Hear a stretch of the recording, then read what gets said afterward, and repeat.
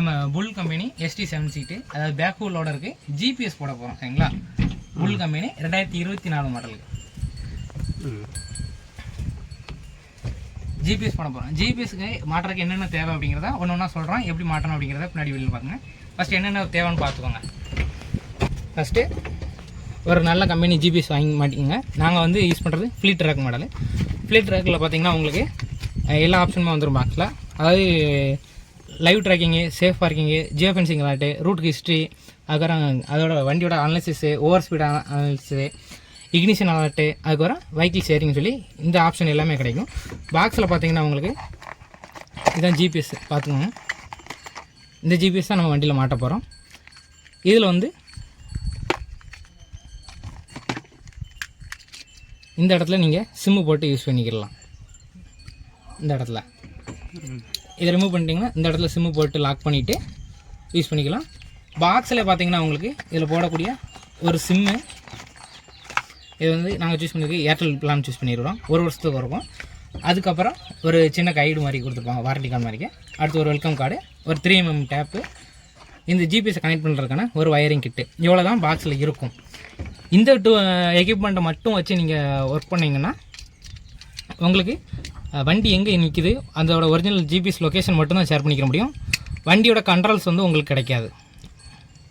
அந்த வண்டியோட கண்ட்ரோல்ஸ், அதை வண்டி வந்து உங்களுக்கு தெரியாமல் வேறு யாரும் ஆன் பண்ணிட்டாங்க, நீங்கள் ஸ்டாப் பண்ணணும் அப்படின்னு நினச்சிங்கன்னா எக்ஸ்ட்ராவை நீங்கள் இது கூட ஒரு ரிலே ஆட் பண்ணணும்.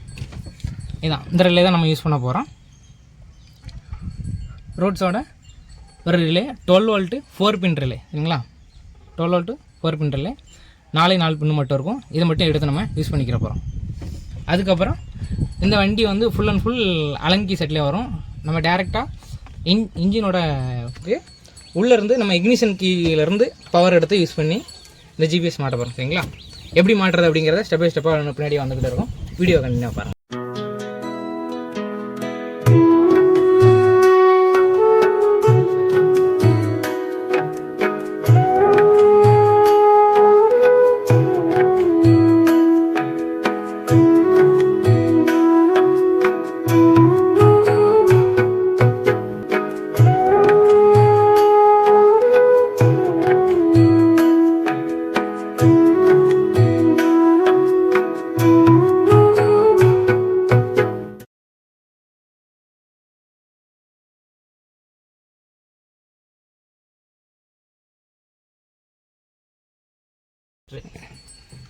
டிசி லைனு,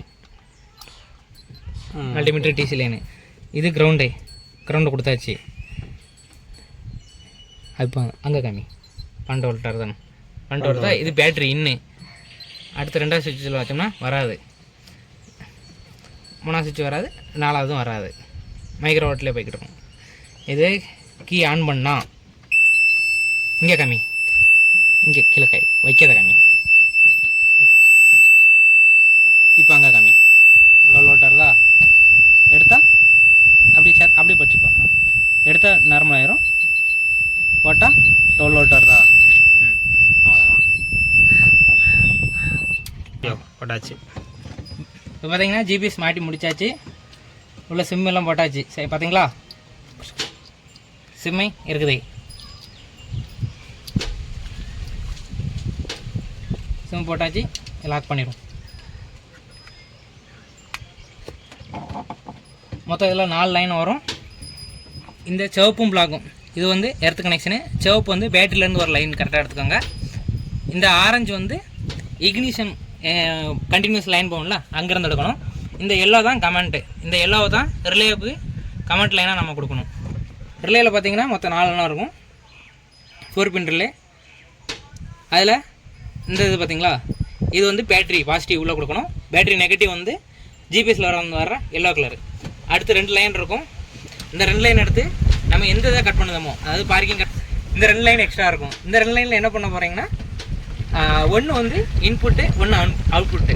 இந்த இன்புட்டில் வந்து நீங்கள் உங்கள் செல்ஃப் மோட்டர் மட்டும் ஆஃப் பண்ணணும்னா ஆஃப் பண்ணிக்கலாம். அப்படி இல்லைனா கண்டினியூஸாக போகிற லைன் எடுத்திங்கன்னா கண்டினியூஸ் லைனை கட் பண்ணிக்கலாம். இது மட்டும் பண்ணாலே போதும், ஜிபிஎஸ் கரெக்டாக ஒர்க் ஆக ஆரம்பிச்சிடும். இவ்வளோதாங்க ஜிபிஎஸ் சர்க்கியூட்டு. இப்போ ஆன் பண்ணோம்னா வண்டி ஆன் ஆகும் பாருங்க. கீழே சாவி ஆன் பண்ண. இப்போ வண்டி ஆன் ஆகும் பாருங்கள். ஆன் ஆயிடுச்சு பார்த்தீங்களா?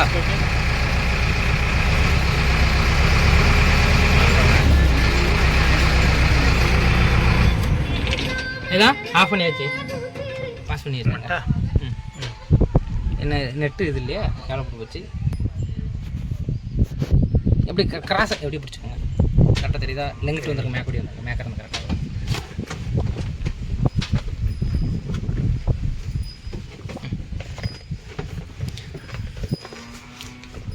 இப்போ பார்த்தீங்கன்னா கீழே வண்டி வந்து ஆஃபில் இருக்குது. கீ ஆன் பண்ணுறேன், இங்கே ஆன் காமிக்கும் பாருங்க.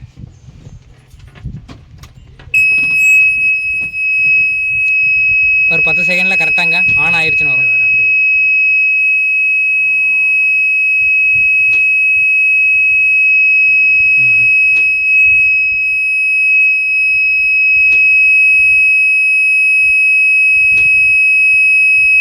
பாருங்க, வண்டி ஆன் ஆயிடுச்சுன்னு சொல்லுது.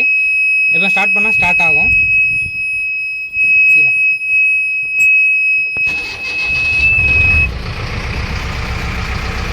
வண்டி ஸ்டார்ட் ஆயிடுச்சு.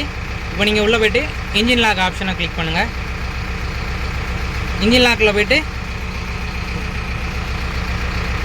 இங்கே லாக் வெஹிக்கிள் கொடுத்தீங்கன்னா கமெண்ட் எக்ஸிக்யூட் ஆனதும் இப்போ வண்டி லாக் ஆகிடுச்சு. அது வண்டி ரன்னிங்கில் இருக்கும். ஆனால் ஒரு தடவை ஆஃப் பண்ணிவிட்டு திரும்ப ஆன் பண்ணும்போது வண்டியை ஸ்டார்ட் பண்ண முடியாது.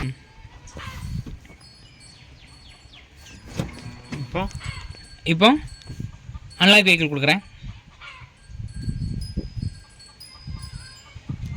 இப்போ லாக் வெஹிக்கிள் கொடுக்கணும். இப்போ பாருங்கள், இப்போ லாக் வெஹிக்கிள் கொடுக்குறேன். அன்லாக் தான் நமக்கு ஆப்போசிட்டாக வேலை செய்யும்.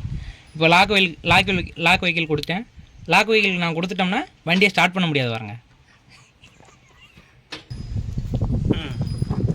இங்கே லாக் வெஹிக்கிள் கொடுத்தேன். இப்போ வண்டி ஸ்டார்ட் பண்ணால் ஸ்டார்ட் ஆகாது. பாருங்க,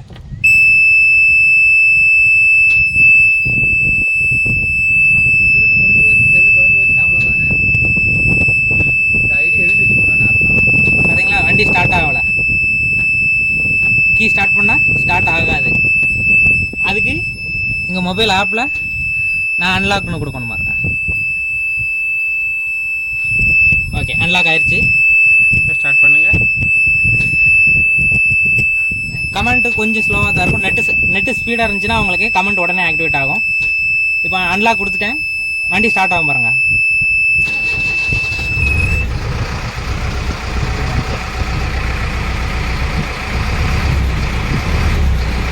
வண்டி ஸ்டார்ட் ஆகிடுச்சு பார்த்தீங்களா? அவ்வளோதான். எல்லா கண்ட்ரோலுமே ஆப்பில் இருக்கும்.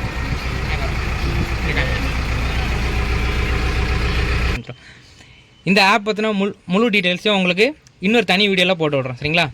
வண்டி எங்கே நிற்கிதுன்னு சொல்லி எல்லா லொக்கேஷனும் இதில் காமிச்சிடும். கரண்ட்டாக இருக்குது, வண்டியோட லொக்கேஷன் கொண்டு எல்லாமே இதில் காமிச்சிடும். அப்படி இல்லைனா கீழே அந்த ஆப்ஷன் தூக்குனிங்கன்னா வண்டியோட ப்ளேபேக்கு, அது வண்டி எங்கெல்லாம் மூவ் ஆகிருக்கீங்க அப்படின்னு சொல்லி ஓவரால் வண்டி எங்கெல்லாம் போயிருக்குன்னு காமிக்கும்.